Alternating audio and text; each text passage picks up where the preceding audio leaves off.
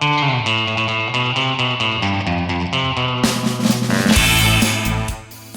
là, on est très dans une ambiance polar parce qu'on a vraiment la lumière dans la tête, on vous voit pas du tout. Donc ça colle parfaitement. Ouais, c'est ça, j'ai l'impression que je vais répondre à vos questions et que vous allez me tabasser après.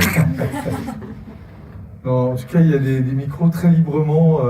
Évidemment, la parole est à vous, parce qu'on a pu échanger avant avec Jérémy, notamment sur le fait que, mais on ne va pas compartimenter, c'est que c'est rare de faire un film adulte, certes avec la technique d'animation, mais qui soit d'abord un film de cinéma, d'abord un polar, d'abord un film de science-fiction, enfin plein de genres on caractérise avant de caractériser par une technique qui est l'animation. Oui, c'est ça, en fait, souvent l'animation est classifiée comme un genre. Si vous regardez n'importe quel magazine de cinéma ou Allociné ou quoi, genre animation. Mais alors ça va être autant Akira que Mille et une pattes de Pixar, alors que les deux films ont absolument rien à voir dans leur catégorie. Donc moi c'est vrai que ce que je dis comme à peu près tout le monde dans le milieu de l'animation, c'est que l'anime c'est une technique de cinéma en fait, et pas un genre en tant que tel, vu que on peut raconter un peu tout ce qu'on veut avec l'animation. Mais bon, bref, c'est comme ça des idées reçues qui ont la vie dure, et on essaye de travailler un peu tous à notre niveau pour essayer de faire comprendre ça au plus large public. Après, bon, c'est jamais que des définitions qu'on se donne et qu'on se dit, je veux dire, je réclame pas que tout le monde soit cinéphile et pointu non, attends, ce n'est pas un genre, c'est pas grave.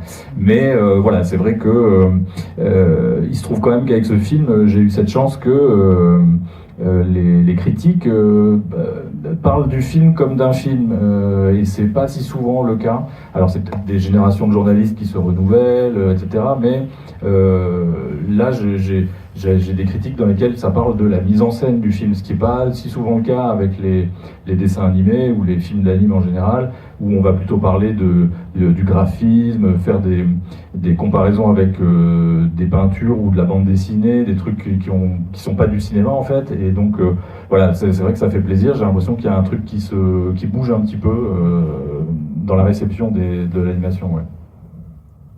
Est-ce que vous avez envie de prendre la parole? Parce que il y a 2-3 personnes qui ont vu le film. Donc est-ce que le fait de revoir le film suscite en vous des émotions, en tout cas une vie du film un peu différente? Voilà. Là on vous voit. Là on va tourner progressivement les lumières vers vous. Donc attention, l'interrogatoire est en train de changer de bord. Bonsoir. Merci déjà. J'ai vu le film il y a 10 jours. Et en fait, c'est très rare que je revoie des films, surtout à un intervalle aussi court. Mais j'ai pris autant de plaisir à le voir en fait. J'ai juste vu des références supplémentaires à pas mal de films de genre, enfin de science-fiction, mais aussi de polar, tout ça, de manga. Et c'était bien de le revoir. Et franchement, c'est un très bon film. Et indépendamment effectivement de l'animation, que j'aime beaucoup l'animation, mais il est très bien fait en fait. Ça se regarde comme un polar. Et c'est vrai que l'animation permet même d'avoir des moyens que peut-être on ne peut pas avoir ou difficilement en film, comment dire, prise réelle en fait. Ouais. Et voilà. Et puis bon, voilà, l'histoire est bien aussi. Voilà, c'est pas au détriment de l'histoire. Et voilà, j'ai rien d'autre à dire, mais juste dire que c'est bien. Voilà. Merci beaucoup, mais c'est vrai que je pense que le même film en prise de vue réelle, il aurait fallu rajouter pas mal de zéros au budget. Hein. Là, on a un budget de 8,5 millions, ce qui n'est pas non plus rien du tout. Mais c'est un budget, disons, moyen pour un dessin animé français.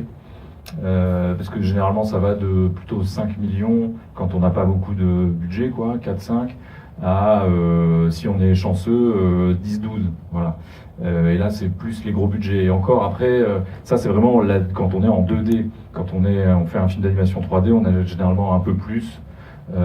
Voilà, et donc nous on s'est trouvé un petit peu dans cet entre-deux, entre le budget un peu faible et l'idéal, Moi j'espérais plutôt 10 millions, voilà, ça s'est terminé à 8,5, voilà, ce qui fait un peu suer quand même, mais ça a été faisable. C'est pour ça que il y a des moments où il y a des personnages qui bougent pas trop, dans le fond en particulier, les foules, tout ça, c'est un peu figé. Si j'avais eu plus de moyens, je les aurais fait bouger. C'est pas que des intentions de mise en scène. Il y avait une intention de mise en scène à un moment donné, du moment où où on arrive à la fin de l'acte 1 et qu'on pense que la mission d'Aline et Carlos est finie, quoi.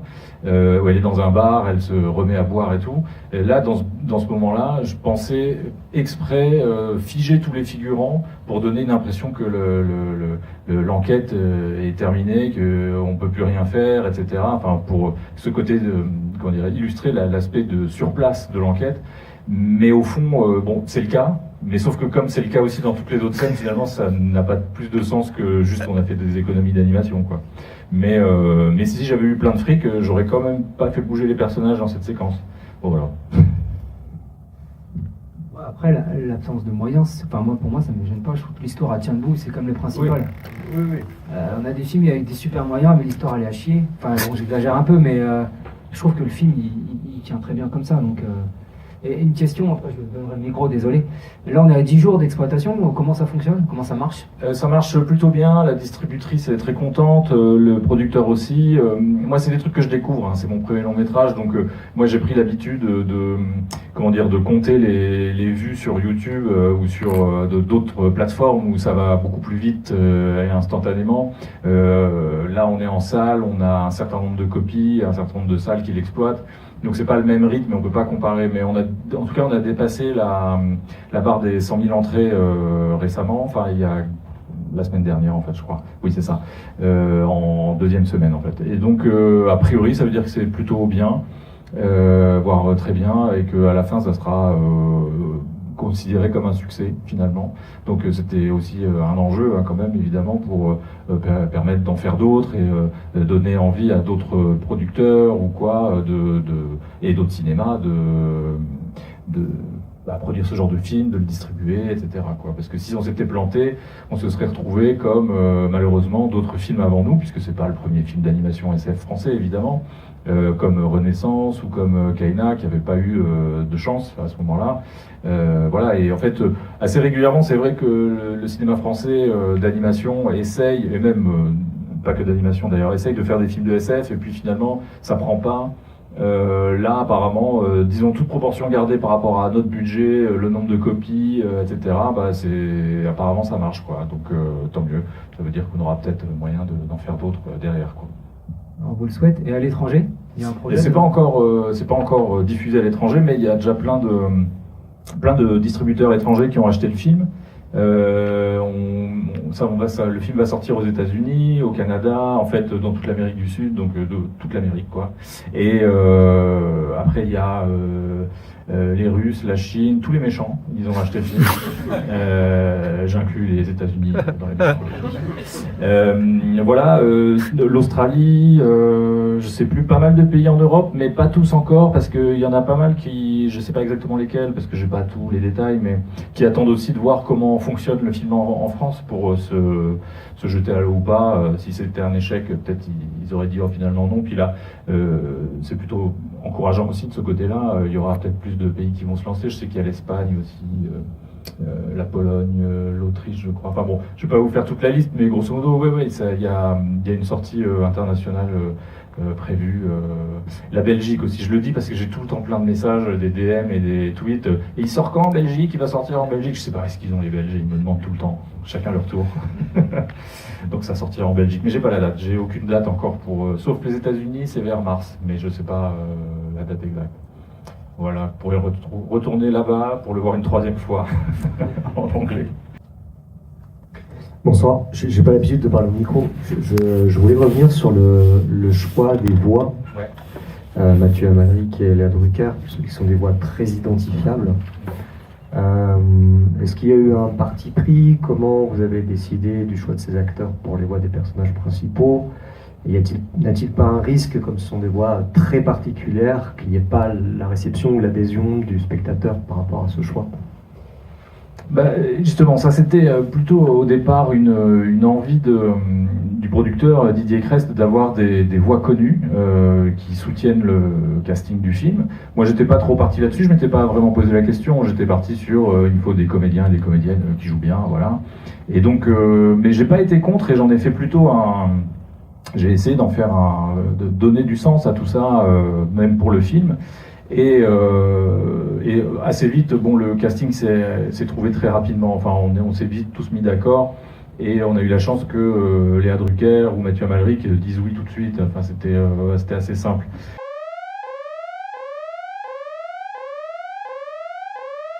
Mais le truc qui s'est posé comme question, c'est que justement Carlos, mon producteur voulait également quelqu'un de connu, et moi je lui disais mais tu sais quoi, je préférerais pas en fait, parce que Carlos il représente aussi ce personnage de départ qui est toujours un petit peu sur le côté, en arrière-champ, qui est toujours un peu, enfin qui, comment dire, on se dit que c'est vraiment le personnage secondaire quoi, et il y a ce glissement progressivement dans le film, on voit où il prend de l'importance, et jusqu'à la fin où finalement il n'y a plus que lui comme personnage principal.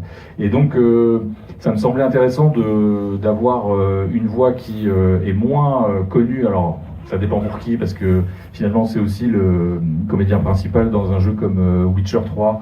Il joue le perso principal, et donc après les joueurs de jeux vidéo connaissent cette voix, mais disons qu'il est associé déjà plus au doublage, etc. Et donc on se dit c'est normal sa place est là, alors que les deux autres, bon, on les connaît plus pour du cinéma classique, live, et voilà.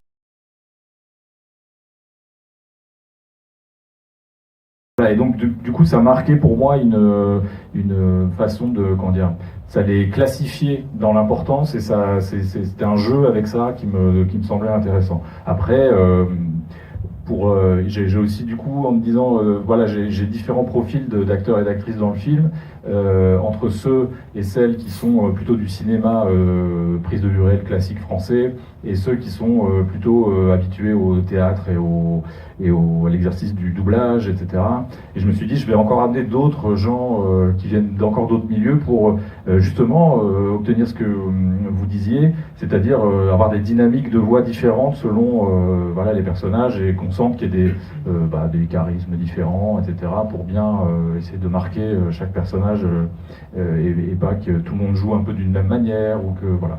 Et du coup, je suis allé voir j'ai demandé à des youtubeurs par exemple, enfin, il y en a deux en l'occurrence dans le film, mais qui sont pas exactement.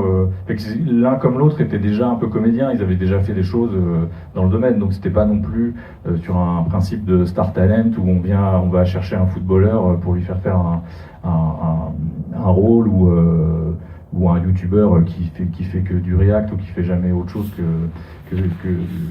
qu'être là pour vendre des billets quoi. Donc en plus ils sont pas spécialement mis en avant dans la promo du film, donc c'est vraiment juste pour le plaisir, et voilà quoi. Et aussi parce que je trouvais qu'ils étaient bien dans le rôle. Mais oui, voilà, c'est ça. Je ne sais plus si j'ai oublié quelque chose dans votre question, mais je pense que... Non, c'est... Ouais, merci. Bonsoir. Déjà, merci beaucoup pour ce film et d'être là. J'ai beaucoup aimé personnellement. Et moi, je me demandais pourquoi avoir choisi ce sujet sur l'ASF et les robots, et sur l'avenir qu'il y a dans les étoiles. Surtout avec cette fin, j'avoue, j'hésite un peu si elle est positive ou négative. Je sais pas, vous, c'était quoi votre intention derrière ce film? Pourquoi parler de ce sujet-là? Pour le choix de l'ASF, tout ça, c'est vraiment des choix de pur plaisir au tout départ. C'est-à-dire vraiment, j'adore la science-fiction, j'adore le cinéma de genre, etc. Et donc, il s'est trouvé que j'avais l'occasion d'en faire à ce moment-là, donc j'ai saisi cette occasion et je me suis lancé, voilà. Parce que je pense que aussi, ce qu'il faut se dire, c'est que un film comme celui-là, il a pris 5 ans et demi à se faire, et que quand on travaille 5 ans et demi non-stop sur un projet, on a intérêt à avoir quand même un point de départ qui nous motive, et donc qui nous fait plaisir, et voilà. Mais après, il ne s'agit pas juste de se faire plaisir tout le temps, tout le long, il faut quand même un petit peu donner du sens à tout ça, et que ça veut dire quelque chose pour soi aussi, en dehors de simplement... avoir le plaisir de dessiner des robots et des vaisseaux spatiaux. Donc effectivement, il y a une histoire qui s'est construite, et comment dire, le sujet, etc., ils sont nés progressivement et organiquement, c'est-à-dire qu'au départ, on s'est dit qu'on allait aller sur Mars, parce que c'était aussi une époque, au moment où on a écrit, il y a déjà 6 ans, que les milliardaires de la tech commençaient déjà à parler d'aller faire des colonies martiennes ou des stations spatiales, etc. Et avec Laurent Sarfati, qui est le co-scénariste du film avec moi, on se disait mais ça va être quoi leur société? Ça va être un truc horrible, enfin hyper libertarien, sans gouvernement, parce que c'est déjà quand on voit comment ils agissent et comment ils essayent de contourner les lois européennes ou même les lois américaines, etc. Enfin, donc c'est des sociétés qui se veulent extra-étatiques et tout, et donc on a essayé de tirer le fil de ça.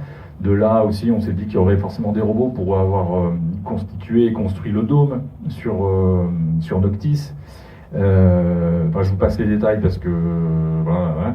Mais de fait, voilà, on s'est posé la question de comment on allait gérer du coup après toute cette présence robotique dans le film, et ce qu'on voulait raconter avec ça, c'est aussi justement donc cet univers pas dystopique, mais plus précisément anti-utopique, et toute cette histoire d'obsolescence programmée en fait, qui est le cœur du film, et aussi en fait l'idée de parler de notre temps à travers un film de SF qui exagère tout au prisme d'une technologie bien plus avancée que la nôtre, et encore on s'est un peu fait rattraper dernièrement. Mais pour ce qui est de la fin, parce que là je suis en train de faire un tunnel, pour ce qui est de la fin, c'est normal que vous hésitiez, c'est une double fin en fait. C'était une intention, c'est-à-dire que Laurent et moi, on n'était pas d'accord sur la fin du film. Moi j'avais la fin optimiste et lui la fin pessimiste, et on n'arrivait pas à choisir, et à un moment donné j'ai tranché en me disant mais tu sais quoi, en fait je vais mettre les deux en même temps. Ça va être ambigu et ça va résonner avec la thématique des robots, qui est celle qui est très classique, qui est celle de l'hésitation entre le déterminisme et le libre arbitre. Et donc c'est une thématique qui en fait à mon sens est faite pour les humains, c'est-à-dire que les robots c'est aussi les humains, et c'est cette double fin et cette interrogation qui est posée aux spectateurs et spectatrices, c'est aussi voilà, de se demander en quoi on est soi-même déterminé, ou à quel point on a du libre arbitre ou non, etc. Et donc voilà, l'intention c'est celle-là, c'est que les gens voient une fin différente chacun, sortent du cinéma, en discutent et voient que leurs amis ont compris autre chose, et pourquoi chacun a compris un truc différent, et voilà, et tirer le fil de sommes-nous des robots? Bonsoir. Alors moi aussi du coup je revoyais le film ce soir. D'abord je voudrais dire que c'est un film qui est très plaisant à revoir, parce que on peut vraiment avoir ce petit plaisir de redécouvrir le scénario avec le fait qu'on connaît déjà entre guillemets la fin, et pouvoir avoir ces petits moments où on se dit ah ça, lui je sais que c'est un espion. Mais ma question ça va être plutôt du côté de l'animation, parce que je suis étudiant en animation. Je voulais savoir comment vous avez géré le style graphique du film, qui est quand même très réaliste, ce qui est vraiment pas le choix le plus simple en termes d'animation à faire, et surtout par rapport aux différents studios qui ont pu travailler sur le film, comment est-ce que vous avez réussi à maintenir une sorte de cohésion du style sur la longueur du film? Merci déjà. Et pour ce qui est de la cohésion et tout, en fait, c'est qu'on a essayé de simplifier autant qu'on pouvait. Effectivement, il y a 5 studios différents qui ont travaillé l'image du film, pour la raison que pour monter un budget de film, et en général, et d'animation en particulier ici, c'est qu'il faut... on est un peu obligé d'aller... demander des aides de région, et en fait voilà, les régions participent, ont un budget culturel à dépenser, et ça vient gonfler le budget à la condition que cet argent qu'ils nous allouent, on le dépense dans leur propre région en fait. Et donc on est allé dans des régions, on a demandé à des régions qui avaient par ailleurs aussi une culture de l'animation, des studios sur place, etc. Et bref, donc la technique qu'on a employée, que somme toute classique je pense, c'est que chaque studio avait quand même un peu sa spécialité. Comme ça, c'était cloisonné. Il y a Hatchak qui est à Lille, on a fait faire la fabrication des décors en général, voilà, décors 3D comme décors peints sur Photoshop en 2D. à la Réunion, Gaoshan faisait la modélisation des robots et des véhicules et leur animation. Et puis à Paris, à Je suis bien content, et à Borderline à Angoulême. Par contre, on a un peu coupé en deux. C'était moite-moite, grosso modo, l'animation 2D. Et puis il y a Mopix aussi qui était à Strasbourg, qui a fait une partie également, la moitié du compositing à la fin. C'est l'étape finale de fabrication d'un film d'animation. Mais voilà, c'est cette manière de cloisonner qui fait que chacun était un peu responsable de sa partie. Et alors évidemment, tout ça est quand même piloté par, en l'occurrence, Je suis bien content à Paris, où moi j'étais, où le directeur artistique Michael Robert était, les chefs animateurs Nils Robin, Anne Galvez, etc. Enfin, et aussi tous les layouts, posing des personnages en 2D, tout ça, était fait à Paris et envoyé et à Borderline et un peu partout, mais ça faisait un modèle commun pour tout le monde, pour l'animation. Voilà, ça partait pas de nulle part, parce que le storyboard était quand même assez précis, mais malgré tout, ça restait un storyboard et il y a des choses qui n'étaient pas toujours, comme on dit, au modèle dans le milieu, c'est-à-dire les personnages se ressemblent pas toujours parfaitement.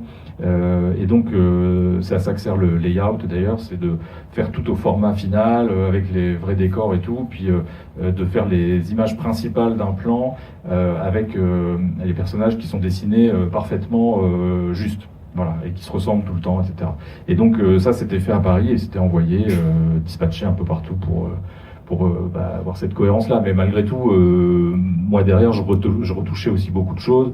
Et avant moi, les chefs animateurs et animatrices, etc. Enfin voilà, il y avait quand même beaucoup de petites... il y avait beaucoup de préparation en amont, puis ça travaillait, puis ça revenait vers nous, puis on retouchait encore un peu. Bon, parfois on faisait refaire des plans quand c'est vraiment, ça partait c'était n'importe quoi, ce qui n'était pas si souvent le cas, mais il y a eu des moments où il y a eu des quiproquos aussi, tout simplement. Enfin voilà, c'est un peu comme ça qu'on a fait. Merci. Bonjour, je tenais d'abord à vous remercier, j'ai vraiment beaucoup aimé et chapeau pour un premier long métrage, je suis impressionné. Et je voulais savoir du coup par rapport au financement, comment vous avez fait, quelles sont les procédures, est-ce que vous êtes directement allé voir une maison de prod ou vous connaissez déjà un producteur, parce que j'imagine que vous aviez fait d'abord des courts-métrages avant, et du coup quels sont les changements quand on passe au long? Alors en fait, au tout départ, j'ai fait pas mal de boulots différents dans l'animation. J'ai fait du storyboard, du décor, de l'anime, beaucoup de trucs très différents, du compositing et tout, pour essayer d'apprendre un petit peu toutes les facettes du métier. Voilà, et à côté de ça, je faisais aussi j'ai essayé de faire des pilotes de projets personnels de séries qui n'ont mené à rien. Bon, voilà, c'est comme ça. Et j'ai aussi fait des clips. Et ces clips-là m'ont fait connaître un petit peu, et jusqu'au moment où je suis arrivé à être réalisateur d'une série télé qui s'appelle Last Man, la saison 1 en tout cas. Et en fait, c'est avec ce même producteur qu'on a fait Mars Express. Et en fait, c'est sortant de Last Man, saison 1, qui a eu un succès inattendu, espéré mais inattendu, que simplement j'ai eu cette opportunité par ce même producteur qui m'a dit ça te dirait de... En fait, il m'a dit d'abord, ça te dirait de faire la saison 2 de Last Man. J'ai dit alors, bon, non, j'ai pas envie, parce que j'avais déjà passé pas mal d'années dessus, tout simplement, et je voulais un peu passer à autre chose, et que Last Man, c'était tiré d'une BD en plus, donc même si on avait eu pas mal de liberté, en fait, au bout d'un moment, on a envie de faire autre chose que des adaptations de BD, quoi, et de se faire ses propres projets qui sont purement nés de l'animation et pas voilà, d'être inféodé comme ça à d'autres médiums. Et tout ça pour dire que au bout d'un moment, je l'ai convaincu. Bon, ça a été très vite, c'était dans les 5 minutes entre le plat principal et le dessert, quoi, en gros, et de faire un film de SF. Et donc, on est parti là-dessus. Mais voilà, en fait, en effet, j'avais pas encore de scénario concret avant cette discussion-là, en fait. Donc c'est venant d'un partage de désir de faire un film de SF d'animation que on s'est mis en route et qu'on a signé un contrat, etc. Mais oui, je pense pas que la solution enfin, il n'y a pas vraiment de règle, mais je pense pas que la solution d'écrire tout un projet et ensuite d'aller voir un producteur ou un studio ou quoi, ce soit forcément la meilleure des solutions. Mais encore une fois, il n'y a pas vraiment il n'y a pas forcément de règles, mais je pense qu'il vaut mieux, au pire, il vaut mieux aller jusqu'à un synopsis mais pas beaucoup plus loin. Ça sert à rien d'aller écrire tout un scénario avec des dialogues déjà et tout, parce que il y a de grandes chances que ça puisse ne pas se faire, et donc que ce soit d'autant plus décevant d'avoir mis autant d'énergie pour ça. Donc, puis je crois que les producteurs, ils aiment bien avoir cette impression, bon, c'est pas forcément qu'une impression, mais voilà, de participer à l'écriture, voilà. Et donc, faut aussi faire ce travail-là de leur donner envie de, comment dire, de se sentir impliqués. Merci. Bonjour. Alors je dois avouer très honnêtement que quand je suis venu tout à l'heure, je savais pas du tout que vous veniez. Et je venais juste voir le film parce que, je vous le dirai après, j'en ai entendu parler par d'autres voix, bref. Et c'est une super, alors c'est mon premier point, c'est une super occasion. On a rarement l'occasion d'être confronté aux artistes, quelle que soit la discipline, et de leur dire qu'on a apprécié leur travail. Donc voilà, bravo, mais surtout merci. J'ai vraiment aimé ce film, que ce soit en termes d'animation, au niveau de l'histoire, au niveau de l'inventivité, tous les éléments futuristes qui sont à la fois futuristes, mais relativement proches, pas trop finalement, et donc finalement très crédibles. Voilà, j'ai pas encore, là c'est encore frais, j'ai pas le temps de tout analyser, mais voilà, donc déjà merci beaucoup et ouais, super boulot. Je dois avouer aussi que c'est une super coïncidence de vous avoir là en face, parce que hier je regardais un replay d'un stream d'Arte, jour de play. Et j'étais, ça c'est juste pour la petite histoire, j'étais, je regardais le défilement évidemment de l'histoire, et j'étais très attentif au fait de savoir si j'allais capter la référence dont Médoc et Moguri parlaient. Et évidemment, bon, elle est quand même assez visible et ça m'a fait marrer. J'ai trouvé ça très cool. Et pour revenir à l'interview que vous donniez sur Arte, vous disiez que vous avez bossé, je crois, 5 ans sur ce film, a priori de manière relativement intensive, que maintenant, il y a beaucoup de promos aussi intensives. Ma question c'est, est-ce que quand on a fini ce film, ou même avant de le finir, on est déjà en train de penser à un deuxième projet? Et si c'est le cas, quand on travaille de manière aussi immersive et intensive et aussi longue sur un projet, est-ce que on a des techniques, ou est-ce qu'on a une crainte de ne pas arriver à se renouveler tant on était immergé justement dans ce projet? Merci beaucoup pour toute la première partie. Après, ouais, c'est ça, c'est un peu compliqué, hein, je découvre ça, ce côté travailler 5 ans et demi en fait, même, au secours. 5 ans et demi sur un film, dans un tunnel, machin. Alors c'est pas toute l'équipe qui bosse 5 ans et demi, hein, c'est moi en l'occurrence, puisque j'ai participé à l'écriture, enfin je suis co-scénariste sur le film, donc du premier mot à l'étalonnage du film, j'étais présent, et donc voilà, moi j'ai fait toutes les étapes, j'ai aussi fait le storyboard, etc. Donc voilà, mais après les équipes se relaient, c'est du travail à la chaîne quelque part, voilà. Mais bon, bref. Oui, il y a un côté, au bout d'un moment, on n'en voit pas le bout de ce tunnel, on a l'impression de voir la lumière au fond, mais c'est comme dans un cauchemar où on est poursuivi par un monstre et on court, lui il marche, et en fait on fait du surplace, quoi, c'est un truc bizarre, voilà. Et donc, je suis le seul à avoir déjà fait ce rêve. Ok. Bref. En tout cas, oui, vers la fin du film, j'avais qu'un seul désir, c'était d'aller me coucher en fait, d'aller me dormir pendant 3 ans. Mais c'était pas possible, il fallait que je fasse la promo. Mais bon, malgré tout, entre les deux, parce qu'il y a eu quand même 2 mois, juillet-août, j'ai commencé à avoir quand même des petites idées de nouveaux trucs et tout. Mais c'est vrai que pendant la prod en tant que telle, j'ai jamais eu d'idée d'autres films. J'étais trop obsédé et prisonnier quelque part par le film lui-même, et résoudre tous les problèmes qui se présentaient chaque jour, à chaque minute, etc. Et donc oui, je suis passé par toutes les phases, hein, donc celle de penser que j'avais plus d'idées pour rien du tout derrière, que maintenant j'en ai, mais est-ce que c'est vraiment ça que je veux faire comme film suivant, j'en sais rien. Et puis parfois je me dis mais si, ça peut être cool et tout. Enfin voilà, c'est un peu l'hésitation. Et après, je m'en fais pas trop non plus parce que je me souviens d'avoir vu déjà des interviews ou je me souviens d'une émission qui s'appelait Cinéma, qui est très ancienne maintenant, que j'ai pas vu à l'époque, mais que j'ai revu après sur internet, où on voyait, oui, je vais me comparer, désolé, où on voyait Scorsese qui allait démarrer un tournage et qui disait, c'était déjà son 5e film, je crois, et il était là genre en pleine panique à se dire, mais peut-être je saurais jamais où poser la caméra, que j'ai eu de la chance jusqu'à présent et que voilà, je crois que c'est tout le monde et plein de doutes.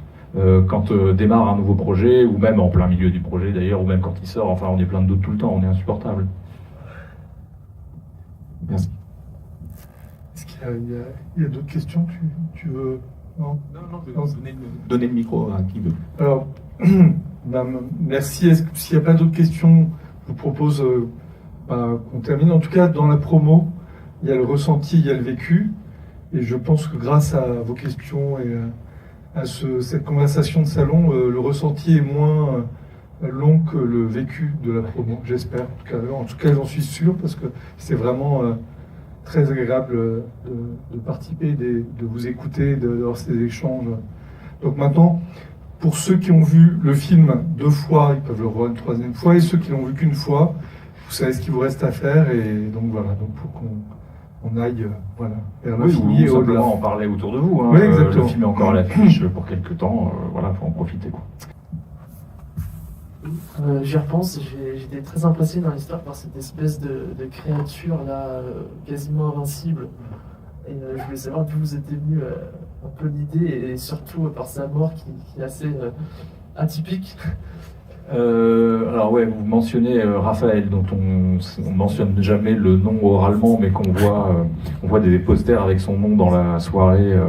En fait, on cherchait à trouver, comment dire, comme on parle de cette technologie des organiques qui est supposée remplacer tout ce qui est robots de synthèse, etc. Enfin, comment dire, qui sont eux beaucoup plus, ils sont pas faits de cellules, etc. Bon, en fait, on est arrivé à cette idée d'organique comme d'un truc qui était presque une parodie de nouvel objet qu'on essaye de rendre désirable pour toujours consommer plus et jeter son ancien téléphone pour en racheter un nouveau. Enfin voilà, c'est l'escalade des iPhones, tous les ans il y en a un nouveau, et puis voilà. Donc c'était un peu une satire de ça, avec l'idée que bon courage d'essayer de vendre un truc pareil, quoi. Et en effet, dans le film ça dit que ça se vend pas très bien et tout, mais on essaie de trouver plein d'applications différentes de cette technologie-là, qui est peu ou prou faire des monstres en haut, et à la fin, oui, voilà, ça nous permettait d'avoir un combat justement entre Carlos, qui est la vieille génération de la technologie, et contre la nouvelle, en fait. Et du coup, on s'est dit, il nous faut une espèce de version militaire de cette technologie-là, et de faire une sorte de tank organique qui s'avère être une sorte de gorille, crabe, on ne sait pas trop. Voilà. Donc, mais après, oui, le combat, il est long. Et en fait, il était même plus long à une époque, mais on a dû couper pour des raisons de budget et de simplifier des choses. Oui, je sais pas trop quoi dire. Après, moi, j'ai pris plein de refs dans la nature, notamment son espèce de protubérance étrange qu'il envoie tentaculaire. En fait, ça vient d'un truc qui existe vraiment dans la nature, hein. C'est les vers rubans. Je vous invite à aller regarder ça sur Google, si vous aimez manger après, pas avant. C'est un ver de terre d'eau, donc pas un ver de terre, mais un ver d'eau, je crois, qui est assez plat et pas très grand, et qui envoie une sorte d'appendice gigantesque tout blanc, qui ressemble à des nervures de feuilles, si vous voulez, mais un peu plus épais, comme des nouilles, mais toutes reliées les unes aux autres comme ça, et que ça se développe très très vite. Et en fait, c'est une manière de récupérer la bouffe, quoi, des miettes, des trucs. Enfin, on voit des images comme ça sur Internet avec des gens qui l'ont dans la main, et donc le truc s'étale sur leurs mains et tout. C'est hyper dégueu un peu, et en même temps, a priori, c'est inoffensif. Hein, mais voilà. Et donc, je me suis dit, tiens, c'est bizarre. Enfin, j'ai pas vu ça dans des monstres au cinéma. Je vais le faire, mais en très grand. Puis on va, voilà. Enfin, c'est plein de petits trucs comme ça sur cette créature qu'on a ajouté, quoi. Merci beaucoup.